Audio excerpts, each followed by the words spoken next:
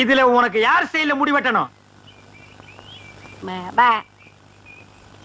MGR style உனக்கு.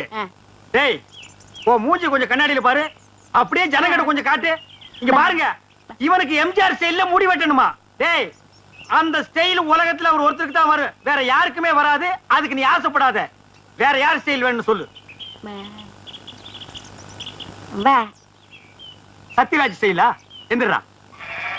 அவர் height என்ன தெரியுமா? 6 அடி 2 அங்குலம்.